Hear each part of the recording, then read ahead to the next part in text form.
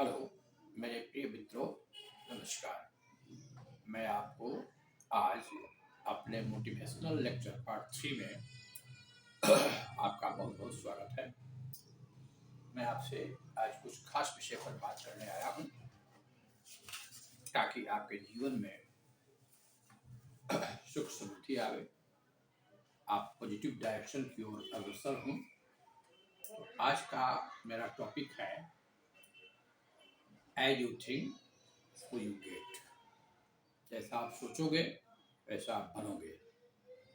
तो मैं इसके पहले कि इस टॉपिक पर आपसे रूबरू हूँ, मैं रामचरितमानस का एक लाइन आपको उद्धृत करना चाहता हूँ। वो है, जेहि के जेहि पर सत्य सनेहु, सो तेहि मिलहि न कछु संदेहु। This is the declaration. ये भगवान का डिक्लेरेशन है कि जिसको जिस चीज पर सत्य स्नेह होता है उसको उस चीज की प्राप्ति होती है। आए दिन देखने में मिलता है कि बहुत सारे विद्यार्थियों को अपने लक्ष्य की प्राप्ति नहीं होती है या लक्ष्य की प्राप्ति में देरी होती है, जिससे वो ऊब जाते हैं। तो मानस का ये लाइन को ध्यान दीजिए, ये ईश्वरीय वाणी है। जब जिस चीज के प्रति आपको सत्य स्नेह होगा वो चीज आपको प्राप्त हो जाएगा। तो सबसे पहले हमको देखना है कि सत्य स्नेह क्या है। सत्य स्नेह मतलब डेडिकेशन होता है, उसके प्रति आपका समर्पण होता है, उसको प्राप्त करने का आपके दिल में बेचैनी होता है, और तब आप अपनी ऊर्जा का 100% उस डायरेक्शन में लगाते हैं, तब आपको उस चीज की प्राप्ति होती है। मान लो किसी को डॉक्टर होना है, किसी को इंजीनियर होना है, किसी को आईएएस होना है, किसी को प्रोफेसर होना है, किसी को राजनेता होना है। तो अपने लक्ष्य को डिसाइड कर लीजिए। लक्ष्य को डिसाइड करने के बाद इस लाइन को पढ़िए। आपको उस डायरेक्शन में डेडिकेशन होना चाहिए, सत्य स्नेह होना चाहिए। ईमानदारी से उस दिशा में अगर जाने का प्रयास कीजिएगा तो कोई शक्ति आपको उस चीज को प्राप्ति से नहीं रोक सकता है। सबसे बड़ी बात क्या है कि हम लोग तो लक्ष्य निर्धारित कर लेते हैं, लेकिन लक्ष्य के प्रति जो 100% अपना एनर्जी को देना होता है वो नहीं दे पाते हैं, जिसके चलते हम पीछे रहते हैं, फेलियर होते हैं और हमको उस लक्ष्य की प्राप्ति नहीं होती है। तो मेरा आज पहला सजेशन आपके यही है कि आप अपने लक्ष्य को निर्धारित करें। पहले आप लक्ष्य को बनाइए, आपका लक्ष्य क्या है। लक्ष्य निर्धारित करने से ही काम नहीं चलेगा। लक्ष्य निर्धारण के बाद आप अपनी ऊर्जा का 100% उस डायरेक्शन में प्रयोग कीजिए। आपको उसके लिए उसकी प्राप्ति के बिना चैन नहीं आता। स्वामी रामकृष्ण परमहंस से किसी आदमी ने पूछा कि भगवान को हम कैसे प्राप्त करेंगे। तो स्वामी रामकृष्ण परमहंस ने कहा कि एक घर में एक चोर बैठा था और दूसरे घर में खजाना था। अब चोर क्या करेगा, रात दिन उसके दिमाग में यही था कि कैसे उस खजाने को प्राप्त करें। अगर उतनी बेचैनी आपके हृदय में हो तो आप उसको प्राप्त कर लेंगे। स्वामी विवेकानंद को भी उनके गुरु ने कहा, स्वामी विवेकानंद ने कहा कि मैं भगवान को कैसे देखूंगा, कैसे प्राप्त करूंगा। स्वामी रामकृष्ण ने स्वामी विवेकानंद को नदी में नहाते हुए नीचे की ओर दबा दिया। स्वामी विवेकानंद बहुत ये हो गए, अनिजी हो गए। कुछ देर के बाद उन्होंने उनको बाहर निकाला और पूछा कि अब बताओ, तुम जब पानी में अंदर थे तो तुम्हारी सोच क्या थी, तुम्हारी इच्छा क्या थी। स्वामी जी ने कहा कि मेरी इच्छा यही थी कि किसी तरह से बाहर निकलूं और श्वास को लूं। तो कहा कि अगर यही बेचैनी तुमको लक्ष्य प्राप्ति के लिए होगा तो निश्चित रूप से तुम लक्ष्य प्राप्त करोगे। लेकिन दुर्भाग्य यही है कि इस तरह की बेचैनी किसी में नहीं होती है।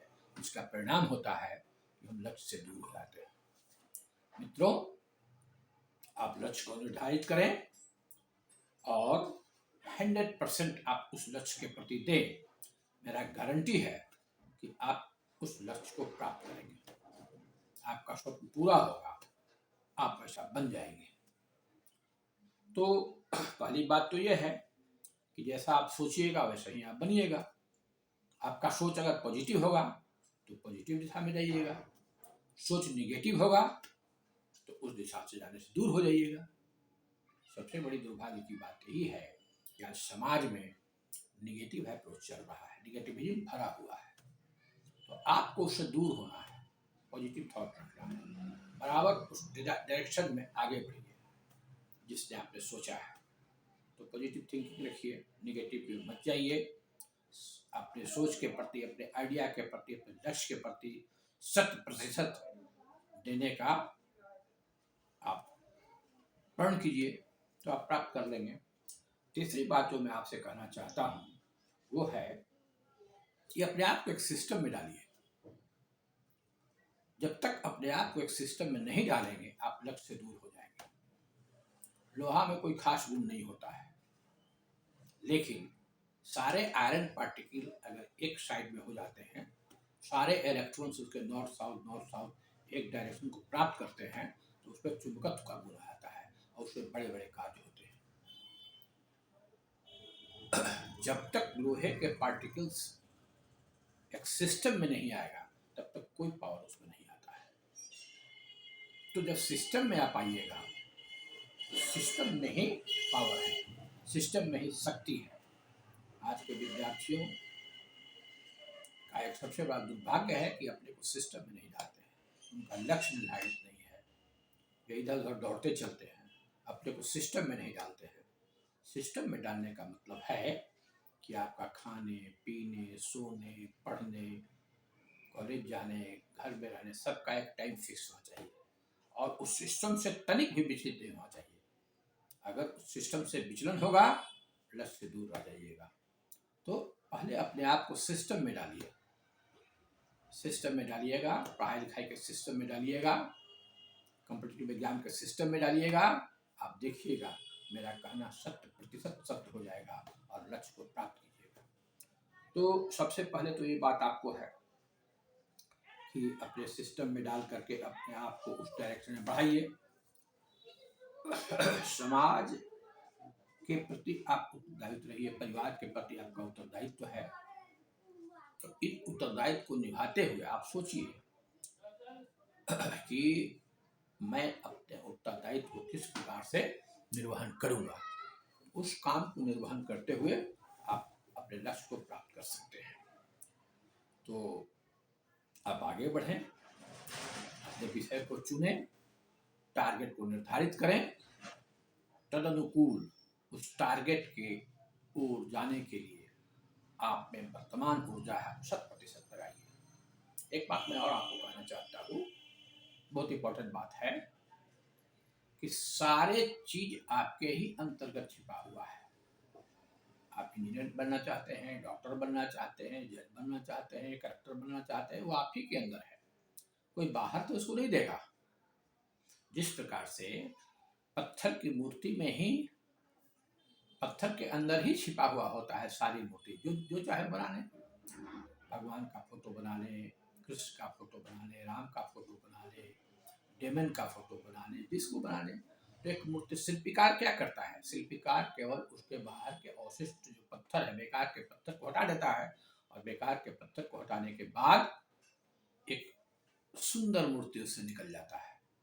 यही स्थिति आपकी है, आपके अंदर भगवान ने सारा ऊर्जा दे दिया है, सारी शक्ति आपको दे दिया है।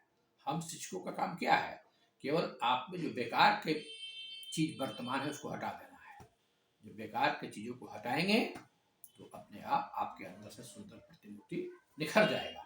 तो इस बात को समझ लीजिए, आपको मैं डॉक्टर, इंजीनियर, जज, कलेक्टर नहीं बना सकता हूँ, वो आप में ही नहीं, आपको ही खुद आपके अंदर वो निहित है, आपके अंदर ही वो है।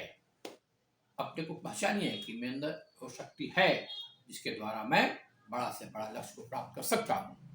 जरूरत केवल इस बात की है कि उसको पहचान करके आपके अंदर जो जो चीजें भरी हुई है जिसकी ज़रूरत नहीं है उसको हटाइए, हटाने का प्रयास कीजिए। किसी अच्छे टीचर के सानिध्य में जा करके टीचर क्या करेगा, उस चीज़ों को हटाएगा, उसको दूर करेगा आपसे। ये नहीं कि टीचर आपको इंजीनियर बना देगा, डॉक्टर बना देगा, जज बना देगा, कलेक्टर, ये नहीं। टीचर नहीं करता है। टीचर आपके जो अंदर बेकार की चीज़ें पड़ी हुई हैं उसको निकाल देगा। जैसे शिल्पकार बेकार के पत्थरों को हटाता है तो सुंदर मूर्ति का निर्माण होता है, उसी तरह से आपके अंदर की जो बेकार की चीज़ें पड़ी हुई हैं, जो दुर्गुण भरे हुए हैं, शिक्षक उस दुर्गुण को केवल निकाल देगा। आप स्वयं खिल जाइएगा, अच्छे लक्ष्य को प्राप्त कीजिएगा और आप अपने टारगेट को अचीव कीजिएगा। तो आज का लेक्चर मेरा था, आप कैसे टारगेट को अचीव करते हैं और जैसा सोचते हैं वैसा आप हो जाते हैं। इसलिए पॉजिटिव सोच रखिए, अच्छे सोच रखिए, अच्छे लोगों की संगति कीजिए, निश्चित रूप से आप लक्ष्य को प्राप्त करेंगे। इन्हीं शब्दों के साथ मेरा आज का लेक्चर ये समाप्त होता है। कल मैं फिर आप लेक्चर की ओर आऊँगा। नमस्कार। मेरे चैनल को सब्सक्राइब कीजिए, लाइक कीजिए, यही आपसे अनुरोध है। मैं नए नए लेक्चर, नए नए इनोवेटिव लेक्चर आपको लेकर आऊँगा। थैंक यू, धन्यवाद।